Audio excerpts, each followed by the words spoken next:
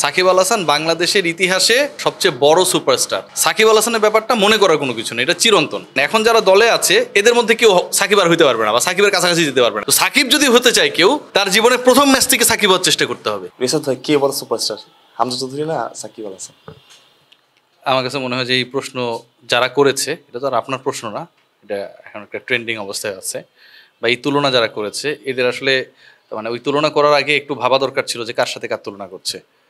FA cup জয়ী একজনের সাথে ধরেন আপনি সাকিব আল হাসানের তুলনা করছেন, বলছেন এফএ কাপ জিতে গেছে, এরকম টাইপের একটা এক্সাম্পল দিচ্ছেন। তাহলে কি আপনি লিওনেল মেসি ওয়ার্ল্ড কাপ জিতেছে তার সাথে সাকিব আল হাসানের তুলনা করার সুযোগ আছে? সুযোগ নেই। কেন নেই জানেন? নেই কারণ এফএ কাপটা যদি বাংলাদেশের কোনো ক্লাবের হয়ে জিততো, অথবা লিওনেল মেসি যদি বিশ্বকাপটা বাংলাদেশ দলের হয়ে জিততো, তাহলে ইউ কুড মেক সামথিং যেটা আপনাকে তার সাথে কম্পেয়ার করার জন্য যৌক্তিক ছিল। যেটার সাথে বাংলাদেশের পতাকা, বাংলাদেশের জার্সি, বাংলাদেশের দল, বাংলাদেশের ন্যাশনালিটি কোনোটার সম্পর্ক নাই, সেই বিষয়ের সাথে যদি বাংলাদেশের এই পতাকা জার্সি গায়ে যেই ছেলেটা মাঠে নেমেছে গত 18 বছর, অসংখ্য রেকর্ড করেছে, শুধু বাংলাদেশ না পুরো গ্লোবালি সে হচ্ছে বাংলাদেশকে পরিচিতি দান করেছে, সেই সাকিবের তুলনা করা হয় হামজার সাথে, এটা ভাই আমার কাছে মনে হয় যে মূর্খতা না, এটা আরও নিচের কিছু। এটা কোনোভাবেই কম্পেয়ারেবল না।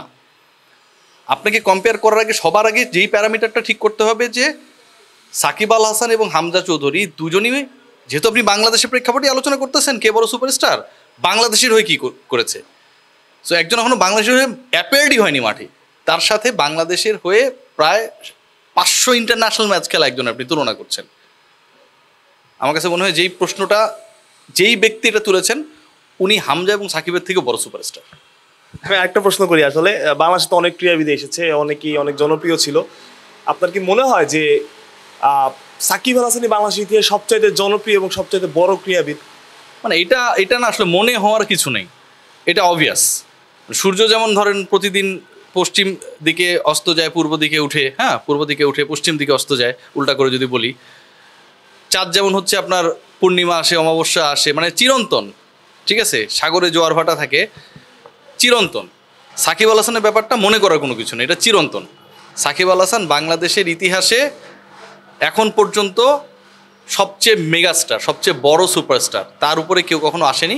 ফিউচারে আসতে গেলেও ওই পার্টিকুলার ক্রিকেটারকে অন্তত ন্যাশনাল টিমের হয়ে 15-18 বছর খেলা লাগবে। ইন্টারেস্টিং পার্ট কি জানেন? এখন যারা দলে আছে এদের মধ্যে কেউ সাকিব আর হইতে পারবে না বা সাকিবের কাছাকাছি যেতে পারবে না, এটা সুযোগই নেই। কারণ অলরেডি এদের ক্যারিয়ারের 8-10 বছর ডান। সো নেক্সট 7-8 বছরে এরা আসলে সাকিব হয়ে উঠবে নাকি হচ্ছে নিজেরা টিকে থাকার সংগ্রাম করবে, এই দুটো প্রশ্ন করলে তারা উত্তর হিসেবে দ্বিতীয়টাকে বেছে নেবে যে আমরা আসলে টিকে থাকতে চাই। তো সাকিব যদি হতে চায় কেউ, তার জীবনের প্রথম ম্যাচ থেকে সাকিব হওয়ার চেষ্টা করতে হবে। তার জীবনের প্রথম ম্যাচ থেকে সাকিব আল হাসান হয়ে উঠছে, সাকিব আল হাসানের মতো সেই নিদর্শনটা রাখতে হবে। সো ওই রকম কেউ এখন বাংলাদেশি ক্রিকেটে নেই। সো এই মুহূর্তেও যদি কেউ তৈরি হয় তারও 18 বছর লাগবে। সাকিবের মতো কেউ নেই এবং সাকিবের মতো কারো হওয়াটা খুব ডিফিকাল্ট। আপনি বলছেন হওয়াটা ডিফিকাল্ট। রিয়াসাত ভাই, শুধুমাত্র পারফরমেন্স দিয়ে রান করে উইকেট নিয়ে আসলে সাকিব আল হাসান হওয়া যায়? সাকিব যেসব কাজ করেছেন, আসলে আমি যদি স্ট্যাম্পে লাথি থেকে শুরু করি বা তার যেসব ইন্টারভিউ তিনি দিয়েছেন, আসলে আপনার কি মনে হয় যে ক্রিকেটের সাথে বাইরের অনেক কিছু দরকার সাকিব হতে হলে? না, অফকোর্স অনেক কিছু দরকার, অনেক এলিমেন্টস দরকার, ঠিক আছে? মানে প্রত্যেক সুপারস্টারদের ক্ষেত্রে কিন্তু মাঠের এলিমেন্টসগুলো শুধু না, মাঠের বাইরেরও কিছু কিছু এলিমেন্টস থাকে। আপনি যদি পেলের দিকে তাকান তাহলে দেখেন যুদ্ধ বিধ্বস্ত আফ্রিকায় তার দল ওই সময়টায় স্যান্টোস, তারা গিয়ে ফুটবল ম্যাচ খেললো, প্রদর্শনী ম্যাচ খেললো। উদ্দেশ্য কী ছিল জানেন পেলেদের? যে তারা খেলবে, এই উদ্দেশ্যে হচ্ছে ওই সময় চলমান আফ্রিকান যুদ্ধটা বন্ধ হবে। কিছু কিছু ব্যাপার থাকে, এক্সপেক্টেড থাকে ভাই। Maradona from know where made himself a biggest superstar. Lionel মেসির কথা আপনি চিন্তা করেন, তিনি যেই রোগে ভুগছিলেন, মোটর নিউরন না, সেখান থেকে তিনি ব্যাক করতে পারবেন কিনা সেই অবস্থাটা ছিল না। বার্সেলোনা তার সাইন করালো একটা টিস্যু পেপারের উপরে, অ্যান্ড তারপরে এই সুপারস্টার আসলো। মানে সবার এক্সপেক্টেডগুলো একরকম হবে না। সাকিব আল হাসানের সাথে অন্যদের এক্সপেক্টেডও কিছু হবে একরকম হবে না, কিন্তু এক্সপেক্টেড থাকতে হবে। আমি কি বুঝাতে পারছি? যে কারণে KL রাহুলকে কেউ বিগেস্ট সুপারস্টার বলে না, এক্সপেক্টেড নাই। বিরাট কোহলিকে অনেক বড় সুপারস্টার বলে, আমি কি বুঝাতে পারছি? যুবরাজ সিংকে অনেক বড় সুপারস্টার বলে, ওই এক্সপেক্টেডটা আছে। ক্যান্সার জয় করে আবার ব্যাক করছে, ম্যান অফ দ্য টুর্নামেন্ট হয়েছে। সাকিব আল হাসানের মধ্যে ওই এক্সপেক্টেডগুলো আছে। হয়তো কখনো নেগেটিভ হয়েছে, কখনো পজিটিভ হয়েছে, কখনো হয়তো এই আঙুলটা সোজা করতে পারে নাই, কিন্তু সাকিব আল হাসানের মধ্যে এক্সপেক্টেড আছে। আপনাকে সেটাকে কাউন্ট করতে হবে। আমাকে তো সবাই ধরেন অনেক বড় সমালোচক বলে, কিন্তু আমি যেটা ভালো ভাই আমি ভালো বলবো, আর যেটা খারাপ সাকিবের মন্দ দিক সেটাকে আমি খারাপ বলবো। সাকিবের পলিটিক্সে আসা কোনোভাবেই উচিত হয়নি, কোনোভাবেই না। পলিটিক্সে আসা মানে সাকিব নিজেকে ডিভাইডেড করে ফেললো, যে তিনি একটা পার্টিকুলার দলের, এটা দরকার ছিল না। এখন ভাই আপনি মনে করেন যে মানে সাকিব দেখেই বোধ হয় এত আলোচনা, আপনি সাকিব ছাড়া অন্য কি হতো, হামজা চৌধুরীর সাথে XYZ কি নিয়ে হতো, এটা মনে হয় আলোচনা হতো না, আমরা আজকে কথাও বলতাম না। এই সাকিব এখানে কি প্রমাণ হয় কিনা যে সাকিব আসলে বিগেস্ট সুপারস্টার? না, এখানে মানে সাকিব হামজা চৌধুরীকে আনাটাই আমার কাছে মনে হয় মূর্খতা। হামজা চৌধুরীকে না এনে যদি অন্য কোনো তুলনা হইতো, যে সাকিব বড় নাকি জ্যাক ক্যালিস বড়, সাকিব বড় নাকি ইয়ান বোতাম বড়, সাকিব বড় নাকি ইমরান খান বড়, সাকিব বড় নাকি কাপিল দেব বড়, সাকিব বড় নাকি হচ্ছে নেইল জনসন বড়, একসময় জিম্বাবুয়ে হয়ে খেলেছিল, সাকিব বড় নাকি ড্যানিয়েল ভেটরি বড়, আমার কাছে মনে হয় সেটা ভ্যালিড হইতো। কিন্তু সাকিবের সাথে আপনি হামজা চৌধুরীর তুলনা করলেন, এটা নিজেকে ছোট করছে যে করছে। আচ্ছা, এখন ক্রিকেটে আসি। আসলে শামীম পাটোয়ারি খুব ভালো খেলছে বিপিএলটাও তা খুবই ভালো গেছে। ও কি আসলে ডিজার্ভ করতো কিনা যে ইয়েতে থাকা, কেন্দ্রীয় চুক্তিতে থাকা? মানে এটা নিয়ে না আমি অনেক কন্টেন্ট করেছি, আপনাদের সাথে অনেক কথা হয়েছে। মানে আমাদের আসলে প্ল্যানটা কি আমি জানি না।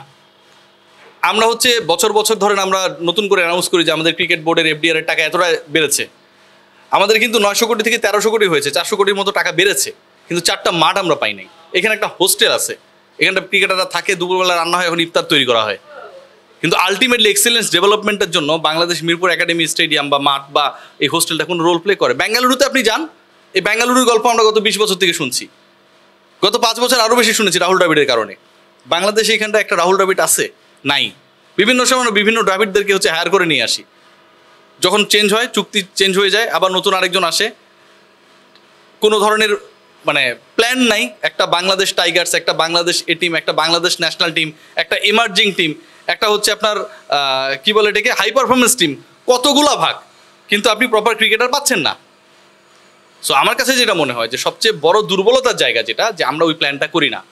আজকে আমরা 1300 কোটির বোর্ডে পরিণত হয়েছি, কিন্তু শামীম পাটোয়ারিকে ডি গ্রেডে রেখে 1 বছরে 24 লাখ টাকার মন মানসিকতা আমাদের মধ্যে আসে নাই। এই কোটি কোটি টাকা আমাদের অ্যাডমিনিস্ট্রেটরদের মন মানসিকতা বড় করতে পারে নাই, যে কারণে শামীম পাটোয়ারি আমার প্ল্যানে থাকুক আর না থাকুক চুক্তির মধ্যে নাই। পারভেজ হোসেন ইমন কালকে একটা প্রেস কনফারেন্সে বলেছেন তারা মাত্র 50% টাকা পেয়েছেন অনেকে চিটাগাং কিংসের। আপনার কি মনে হয় না এটা খুবই দুঃখজনক ব্যাপার, এবং পরবর্তী চিটাগাং কিংস রিটেন করা হয় বিপিএল এ, এটা একটা বিতর্কিত ব্যাপার হবে? মানে এটা বিতর্কিত তো হবে। পরবর্তী যে চিটাগাং কিংস এই অবস্থার পরও থাকবে কি থাকবে না সেটাই তো বড় প্রশ্ন। বাট বাংলাদেশের ক্রিকেট যেভাবে চলে সেটাতে চিটাগাং কিংস থাকবে, খুব ভালোভাবে থাকবে, আপনি দেখবেন। আপনি এই মাইক্রোফোন নিয়ে আবার ইন্টারভিউর জন্য ঘুরবেন। সো আমরাও আসলে বেহায়া, আমরা মিডিয়ারাও বেহায়া, যারা এরকম বাংলাদেশের ক্রিকেট এবং ক্রিকেটারদের সাথে করে, আমরা তাদের পেছনে ঘুরবো কেন? সিরিয়াসলি আমরা কেন তাদের পেছনে ঘুরবো? এই ক্রিকেটটা তো আমাদের ক্রিকেটারদের চালিকা শক্তি, আমরা এটার সাথে ইনভলভ, এটা আমাদেরও রুটি রুজি, ব্রেড অ্যান্ড বাটার না। কিন্তু যারা আসলে ক্রিকেটারদেরকে ঠকাচ্ছে, যেই মালিক টাকা দিতে পারবে না, ওনার দল নেওয়ার দরকার ছিল না, কেউ জোর করে তো দল দেয় নাই। এখন তো সেই নীল চাষের যুগ না যে জোর করে টিপসই দিয়ে তোমার জমি আমি নিয়ে নিলাম, নট লাইক দ্যাট। সো এই দল তো কেউ কাউকে জোর করে দেয় নাই। যদি জোর করে না দেওয়া হয়, আপনি যদি চালাতে না পারেন, সেই দল নেবেন কেন? শামীম পাটোয়ারি টাকা পায় নাই, শাহিদ আফ্রিদি টাকা পায় নাই, কত বড় ক্রিকেটাররা টাকা পায় নাই। এই আলোচনা যখন এখন পর্যন্ত শুনতে হয়, এর থেকে দুঃখজনক কিছু না। একদম শেষ প্রশ্ন, টাকা নিয়ে আসলে ভাই রাজশাহীর কি অবস্থা? আসলে রাজশাহী কি টাকা আদৌ দিবে? কোনো টাকা দেওয়া হয়েছে? রাজশাহীর অবস্থা ভালো না। রাজশাহী টাকা, আমার কাছে মনে হয় যে এরকম করে চলতে চলতে একটা সময় রাজশাহীর মালিক ধরেন বলবে যে আসলে এটা আমাদেরকে ক্ষমাটমা করে দেয়, হাত পা ধরে মাপটাপ চাবে, এই অবস্থায় আছে আমার কাছে মনে হয়। কারণ যাকে বাংলাদেশ সরকার থেকে ডেকে মোটামুটি আমি যদি বলি যে তাকে অফিসিয়ালি বলে দেওয়া হয় যে তুমি এটা না করলে তোমার খবর আছে, তার মানে গভর্নমেন্টও কতটা বিরক্ত ছিল এই ফাউল লোকের উপরে। সেই লোক এখন পর্যন্ত পেমেন্টটা দেয় না।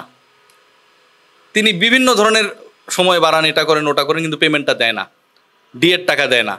সো বাংলাদেশ ক্রিকেট বোর্ড আসলে অ্যালাউ করেছে এদেরকে ইল মাছে পরিণত করছে, বুঝছেন? যে আপনি ধরতে যাবেন পিছলায় চলে যাবে। তো শফিক সাহেব হচ্ছে ইল মাছের মতো, ঠিক আছে? ওনাকে আপনি ধরতে পারবেন না। এতদিনও যেহেতু ধরতে পারেন নাই, ইন্টারিম গভর্নমেন্টের মেয়াদ নাকি শেষের দিকে, যদি ডিসেম্বরে ইলেকশন হয়, আমরা পলিটিক্স কম বুঝি, তো শফিক সাহেব এখন ওই সময়ের জন্য অপেক্ষা করছেন।